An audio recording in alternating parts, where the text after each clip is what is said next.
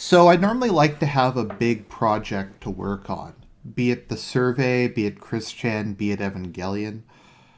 And with all the Star Wars lore I've been doing and all the Star Wars lore I've been reading, what I really wanted to do was take a look at the post Endor period. This period is generally called the Imperial Civil War. And to me, as Eckhart's Ladder says, it's kind of my favorite thing in the extended universe. Well, that and some of the stuff about the Sith Lords, but we can talk about that some other time. I remember as a kid watching Return of the Jedi and thinking to myself, okay, they killed Palpatine, what now? Very few Imperial ships were actually lost at the Battle of Endor. Like, let's go here for a second. Is this canon or is this the reboot? Okay, I'll make sure I'm on canon. So let's see here. So at the Battle of Endor, the Empire only lost the Death Star, one Executor. Okay, is that... No, that's combatants. Oh, no, casualties. Okay, so they lost quite a bit. They lost 15 Imperial class. They lost a couple victories. They lost the Executor. But keep in mind, the Starfleet, it's kind of funny that it's called the Starfleet, was tens of thousands of Star Destroyers. The Empire had an estimated 25,000 Star Destroyers. I'm not sure if that's all Imperial or if that includes Gladiator and Victory and other Star Destroyer variants. But they had tens of thousands and probably millions, if not tens of millions, of TIE fighters and other ships. Also, I would assume there were billions, hundreds of millions, if not billions, of soldiers. So while the destruction of the Death Star was devastating and their losses were fairly high for one battle, it didn't even constitute 1% of the forces the Empire had at its disposal. And while the rebels had managed to scrape together a fairly impressive fleet, given their lack of a central government, the question kind of remained. If the entire rebel fleet was barely able to take on an admittedly small expeditionary force. Like, it's important to keep in mind Palpatine didn't deploy a very large a very large fleet because he expected to be able to just use the Death Star to pick them all off. Part of the reason why it turned into a disaster was the Imperial fleet was not given permission to freely maneuver and engage the rebel forces directly, which was, like I said, kind of a problem because Piet wasn't really that bad an admiral, but the orders Palpatine had given was basically just to hold position and prevent escape. So a combination of bad orders, lack of adequate numbers meant they lost. It also meant they didn't really take significant casualties. Like I said, there was 25,000 Star Destroyers. And even though I didn't know that at the time, I was thinking, what happened to the rest of the Empire? Okay, Palpatine's dead, but there's got to be a successor. Couldn't they just crush the Rebel Alliance? So the point of this series is to basically answer that question. How and why did the Empire ultimately lose? Was it the result of the destruction of the two Death Stars? Was it the fundamental flaws of the system Palpatine had built? Or was it the gallantry and tactical genius of the New Republic? It's kind of a mixture of different factors, as with most historical events. What I find interesting about it is it is a fairly kind of accurate representation of what happens to empires, particularly the Holy Roman Empire, the Byzantine Empire, and the Old Roman Empire, the Western Roman Empire. Because, like, if you look at the Byzantine Empire, was the Turks the reason why it fell, or was it just the instrument of their destruction? The Byzantine army was unrivaled during the Middle Ages. I remember reading that Byzantine military manuals said to avoid combat with Western knights when they were fully armed in open battle. Now, to me, the key takeaway of that was they had military manuals. Yeah, the Byzantine Empire still had a formal professional army up until the very end. Whenever they actually had a straight out slug match with the Arabs, and Turks, they often won. What brought them down was, well, Byzantine politics. It was brought down by constant coups and counter coups, warlords, etc. They were never able to establish primogeniture. See, one of the biggest issues with any state is to have a clear line of succession. This is more important in autocratic states than it is in, I guess, republican states, because in republican states it's not like it's inherent to the system that there's not a clear successor, and because the state isn't the personal patrimony of the ruler, it's not super important when the leader dies. It can be bad, particularly if it's a young state, but it's not necessarily an issue. What happens in monarchies is if primogeniture is established, primogeniture meaning the oldest child, normally the oldest male child, but sometimes the oldest male child, and if there's not a male child, then the oldest female child can inherit. If that's established, then the state normally passes relatively uncontroversially to the next person in line. Because France was established primogeniture pretty early on, you didn't really have succession crises, by and large. You had civil wars, but there wasn't really doubt as to who the king was. France is known for having a very strong case, whereas something like England or the Byzantine Empire never really had primogeniture. So you were never sure who was going to inherit. Was it the most competent, etc.? So what am I trying to say here? What I'm trying to say is the empire lost the Civil War to a large extent because it was an autocratic society with no clear line of succession. There was no real, I guess, kind of backbone to it. The empire, as we'll see, was designed to only function with Palpatine. Without his immense charisma and personal power in place, there wasn't really anything behind him that could keep a grip on authority. Because, I mean, when it came to the New Republic, even if the leadership, like let's say Leia and Mon Mothma, were killed, the kind of the focus of the state and the focus of the movement was inherently, I guess you could say, democratic or representative. So the idea of there being a military coup, or like Admiral Akbar seizing power, was just was unthinkable. Because it didn't select the leadership was not selected based on desire for personal gain, or at least not a desire for political personal gain. And the rest of the movement would not have allowed that. So that allowed them a lot of benefits compared to a kind of a more of a military junta society. Like, I think a good comparison of this is why Israel was so much more effective than the Arab states. See, Israel being a democracy and being having civilian government meant the threat of a military coup has never really been an issue. So the government was able to give the generals whatever resources they needed. They were able to cooperate with them. Whereas in the case of the Arab countries, they had to implement all these additional safeguards. Corruption was kind of encouraged. Field commanders were given very explicit orders because there was a fear if any of them were basically allowed to do their jobs that they would launch their own coups. So that's kind of a division you had between the two states. Whereas with the empire, if any of the leaders died, then there would be an immediate scramble for power. But with the republic, because it was more naturally acephalous, it was able to manage a lot better. So that's kind of the issue with Palpatine, is Palpatine intended to live forever, as we'll see during this. He had a series of clone bodies, hundreds of them, and he could grow more. And his intent was every time he died of old age or assassination, he would just essence transfer to the next clone body. So the idea of succession was meaningless to him. There was no need for a successor because he would rule forever. And even if he happened to die, he had no desire for the Empire to outlive him. This is also true within the reboot.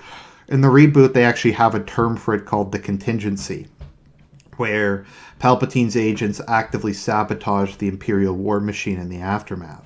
Now, the reboot deals with this in a typically bad way, where the Empire just kind of inexplicably loses in the course of a year, whereas within the what I would consider canon, it took the Empire an additional 15 years to finally lose, and there was numerous wars that kind of happened throughout that time period. So Palpatine never had a succession plan. The people he promoted to positions of power were promoted on the basis of loyalty, or not even loyalty, people he could control. People who were often very much hated by other people. Like, I think his name is Asid al-Raz. Whoever the leader of the Commission for the Preservation of the New Order was made a Grand Admiral, in part because he was a sadistic lunatic and who was in love with Palpatine. And that made him not only easy to control, but it prevented him from developing an outside power base. So people were kind of chosen that they would be easy to control, that they would not be able to command a majority support of the Empire, etc. So it's I kind of describe it as being both an example of an overly and a state that's too centralized and a state that's too decentralized, because the Moffs themselves had more power than anyone really had during the Republic era, but at the same time it was an autocratic society that was entirely dependent upon the core. So that being said, let's actually start getting into the history of what happened. So, as we all know, the Empire was founded at the end of the Clone Wars with the declaration of the New Order. So the Empire was an autocratic state, and beyond that it was almost a patrimonial state. Patrimonial state? Yeah, patrimonial state. So the government of the Empire, there's with regards to monarchies, there's kind of two models that I like to think of. There's kind of an aristocratic model and a despotic model. So in an aristocratic model, the king will govern the country with a lot of intermediaries. In Western Europe, this is kind of what we call feudalism, or manorialism is kind of the economic level. I'm sure people will get angry that I'm using that term. But the idea is there is a very clear hierarchy in society from the king or the emperor on down, all of whom have a lot of autonomy from one another, and there's kind of more of an reliance on local elites than on the actual power of the king or emperor. And this was very prevalent early on, just when bureaucratic structures weren't very useful or very present. As time went on, societies became progressively more centralized, in part just because the technology was there. To maintain a centralized state, you need a large bureaucracy to kind of handle all the things that the local elites would do. So kind of the other style of monarchy you have is bureaucracy, whereas there is an emperor and then there's nothing really between him and the people. And Russia had a nobility, but it was an autocratic society. The Byzantine Empire is a very good example of this. My understanding is much of the nobility didn't hold fiefs in the way that Western Europe did. The nobility didn't hold fiefs, they would just receive cash payments, or they'd be granted tax farming over a region. But ultimately the idea was the emperor had unchecked power, and he could grant and revoke things at will. There wasn't any traditions or counterbalance. And in these kind of states, you have a bureaucracy who holds all the intermediary powers. And because the bureaucracy doesn't have lands or power bases of their own, within China, bureaucrats were generally sent to non-home regions and rotated to prevent them from developing power bases. And it allowed basically absolute power of the emperor or the king. Now, the issue is it's dependent on how effective the government was. China was very decentralized for a lot of its history just because of how big it is. But there wasn't really a Chinese nobility as we would understand it for a lot of the time. Under the Manchu, you had some aspects of feudalism, but the ruling class in China has always kind of been the scholar bureaucrats or the mandarins. and the other nobility have just kind of been window dressing. So that's kind of how the New Order worked. When it was declared, it immediately became a totalitarian monarchy, with the New Order being the official ideology of the state. It's kind of it's as maybe I'll put a link to the video in below. I don't really want to go into it here just because it would take too long. But the New Order is a very accurate portrayal of fascism, centralization of power, a mixture of reactionary and modernist ideas, a militarism, patriarchy, kind of a bunch of different stuff. My understanding also was that most religions were, or a lot of religions were banned. Now this goes back and forth with some people saying all religions were banned, some people saying none of them were banned except for a couple. It's kind of confusing. But in general, the government was atheistic, or at least exceedingly secular, and local cultures, particularly alien cultures, were repressed in pursuit of something called human high culture, which was this idea that from the core worlds that were human majority came the supreme culture in the galaxy, and its goal was eventually for humanity to dominate everything else. And in many cases, the Empire revoked citizenship from non-human races and enslaved them, as was the case of the Uretha and the Wookiees. So that was kind of another aspect of the general instability. However you feel about multiculturalism and minorities, you can't have an exceedingly repressive state that treats the majority of your population as second-class citizens. It isn't practical. Now, we don't know the exact balance of human to non-human in the Star Wars universe, and it varies wildly. But I'd estimate maybe humans are 20 to 40%. They're definitely by far the largest single species. But most of the Empire's areas were probably majority non-human. Now, my understanding is near humans were given somewhat similar status, but the fact remains that the entire structure was inherently unstable. You had a government that ruled autocratically with no real legitimizing force. Like, legitimacy is very important when you're talking about this, because what gave the Empire legitimacy was at first that it was a continuation of the Old Republic. But as time went on, more and more and more of that was kind of driven away. The local traditions were broken down, the Senate was stripped of power, and control was maintained, like I said, through military, that sort of thing. Despite there being no external enemies, the Empire did not reduce its military spending after the end of the Clone Wars. It massively increased it. The fact that they had tens of thousands of Star Destroyers didn't, like I said, represent really any external threat. Although people have suggested some of it was to fight the Yuuzhan Vong. But I think it's because the vast majority of worlds were no longer there as part of a willing compact, if you will, but because they wanted to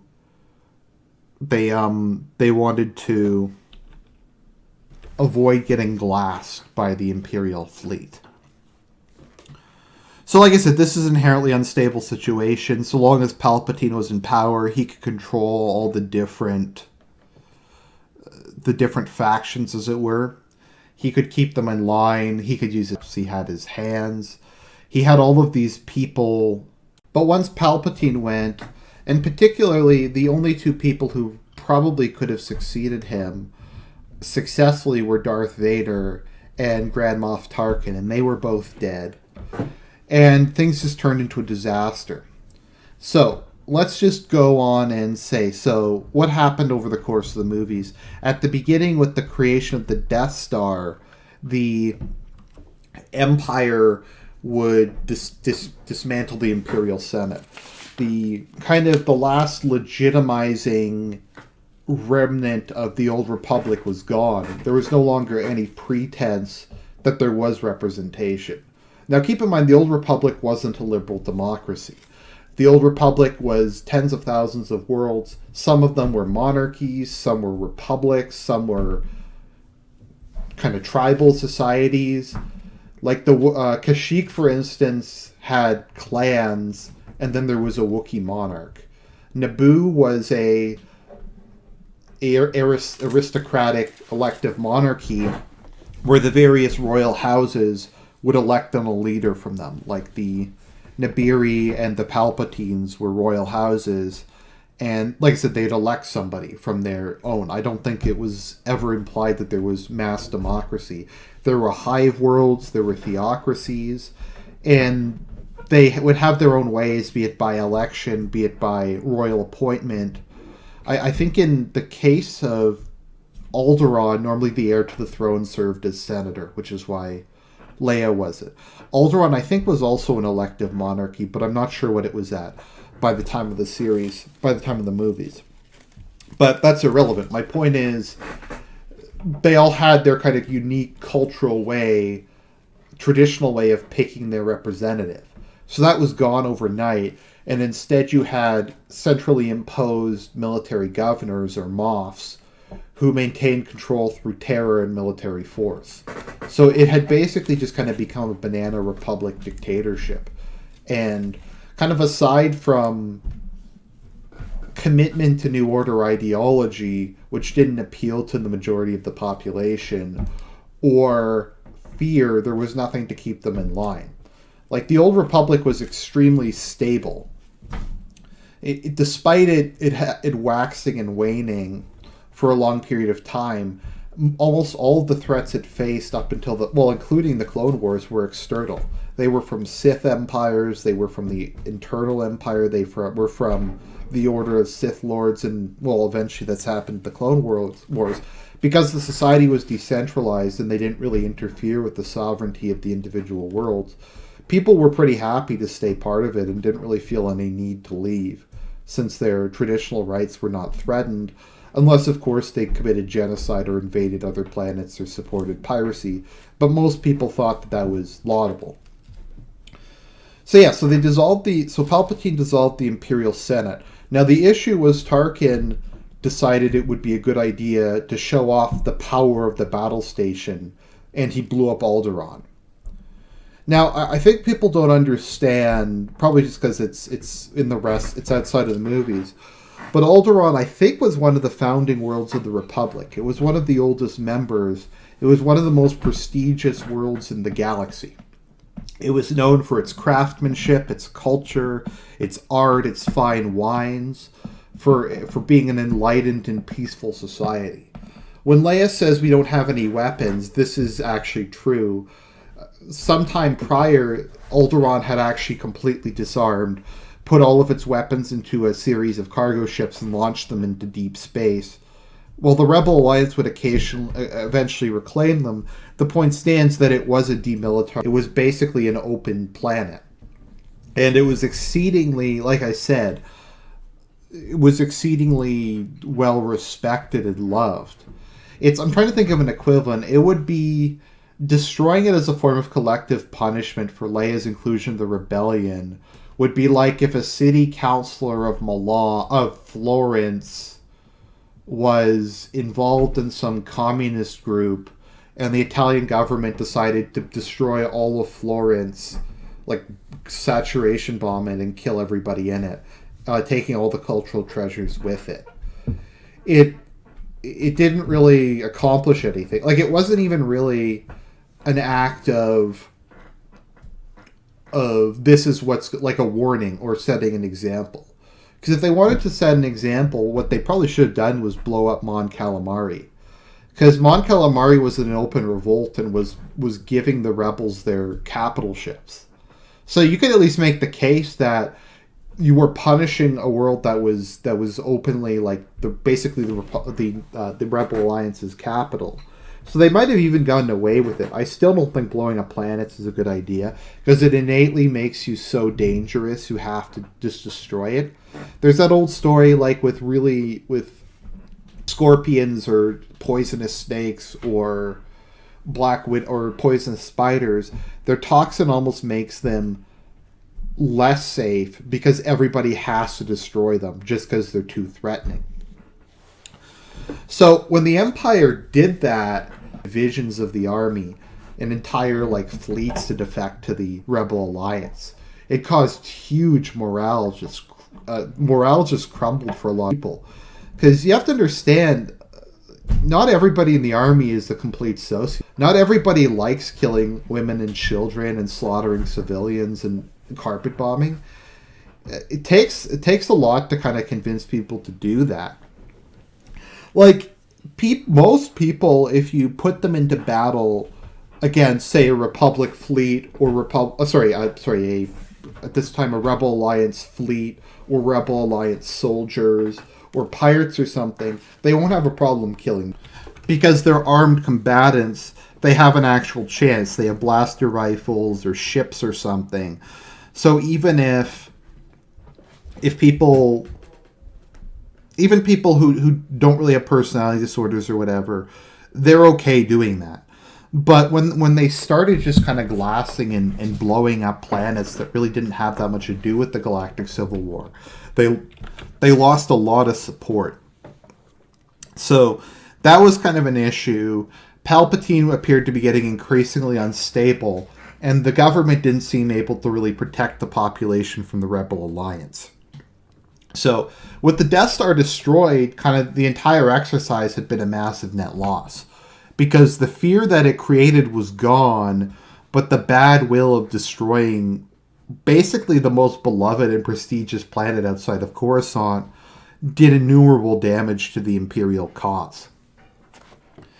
So by the time of Endor, you had a government that was basically just a military dictatorship that was largely controlled both by the Moffs, or sector governors, the various military hierarchy, and the Imperial Ruling Council, who was a collection of toadies and sycophants that Palpatine had given day-to-day running of the Empire to.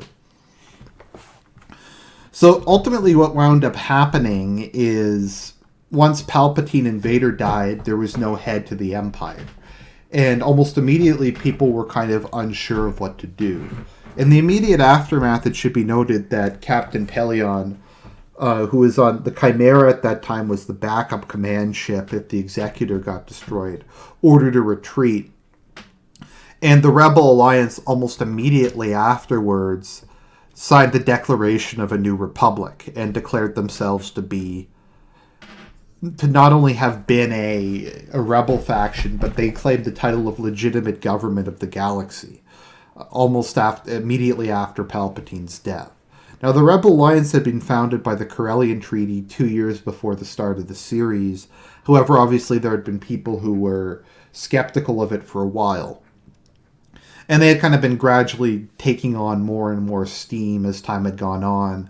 More and more people started to give them weapons. More people joined their causes. Like I said, it got a big shot in the arm when Alderaan was destroyed and Grand Moff Tarkin died. And as Leius had put it, the more and more star systems you grasp on, the more tightly you grasp the star systems, the more that they will slip through your fingers. So Endor happened, and things got really bad really quick. Now, to a certain extent, as bad as things were, it seemed like not a lot had changed. Palpatine had been a recluse for the better part of a decade, and Saint Pestage, or Saint Pestage, I've heard it pronounced both ways, had more or less been running things. Now, here I have the de facto ruler of the Empire. So you have a number of different people. This is whoever I think you can say had the best claim to be the legitimate ruler of the Empire, or what was the main imperial state. Because there was numerous imperial states, but there was normally one that had preeminence. So you have de facto leaders of the Empire, you have what is the main imperial state, then you have a number of other major imperial factions. So I have that, I have the major kind of wars of the Imperial Civil War period, the major battles, major imperial leaders, stuff that happened with the New Republic, and kind of outside factions. So through the series, we're going to go through this one, which is from Saint Pestage to the Bastion Accords and the end of the Imperial Civil War. And we're going to try to answer the question of why the Empire lost. How did it lose? Let's kind of analyze this from a sci-fi pulsi perspective. So this series is probably going to take a while, maybe like another 4 or 5 parts. We'll see how it goes. I'm probably going to miss stuff, but I'm trying to synthesize hundreds of books, dozens of video games, and I don't know, thousands of comics. So I hope you enjoyed the series. I hope you enjoyed this kind of intro one. And I'll talk to you guys later.